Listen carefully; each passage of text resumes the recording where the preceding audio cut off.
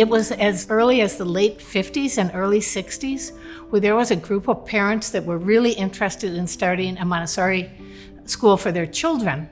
My dad was one of those people, and he helped found what is called the Montessori Foundation of Minnesota. And I think it was my dad who said, once you visited a Montessori environment, you can never think about education in the same way. The Montessori Foundation started in the mid-60s and was really rooted in serving community, very much how the Montessori Center of Minnesota is rooted now. They felt every child had the human right to have a good education, especially during the early years of their life. They realized that the difficulty was finding teachers. And the best way to support there being more teachers in any given area is to get teacher training to that area. So in 1970s, teacher training was established, and from the 70s through the mid-90s, that was the focus. The class itself was made up of all different types of people, very diverse group, and everybody was really passionate about learning a different way to reach children. And then Mr. Houston was silly and childlike at times, but also very inspirational.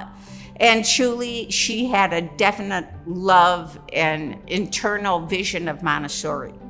At that time, the Montessori Foundation had started actual schools, and that's where Larry and Pat Schaefer come into the picture. I wanted good Montessori. I knew it worked, and I saw how important it could be. And so I felt a mission, I guess.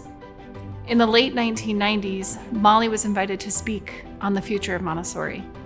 And as I was preparing for that, I realized if we really are going to get back to not only the Foundation's original mission, but even more importantly, Dr. Montessori's vision from way back in 1907, we needed to be more active and greater leadership. The Montessori Training Center of Minnesota at the Dodd Road location was a great training center. The vision that led to MCM took seriously the notion of bringing Montessori to those who need it the most. People were just really actively supportive, and so united in purpose, and it was work worth doing. So that's when we moved the training center to actually start a school serving a diverse community, many of them from low-income families. So that vision was exciting. It made sense to me. I wanted to be a part of it.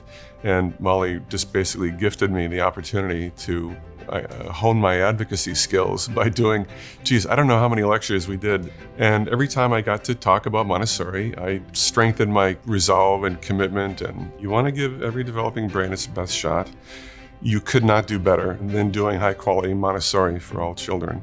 In that first year, there were a handful of families and a handful of staff.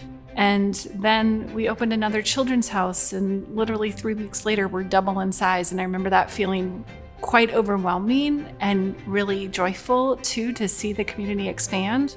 We were like a family. Like, we come in for potlucks, we come in for things like that, and then it was just a small family thing. Being a part of the first group of Montessori was really amazing. I really kept it close to my heart, continuing every grade. And now I'm 19 and I've returned to work as a support staff. I remember a lot from my time here. I've remembered more as I come here every day and I see the materials that the kids are working with. Oh yeah, I remember how can she wash her own dishes. And she was so little and I was like, oh my God. For everyone, it was so different. Like having a school like this in this area. So it was a big impact for us because my family, I cannot afford to have this education for my kids. Never ever. If I didn't have the financial assistance, it was no way.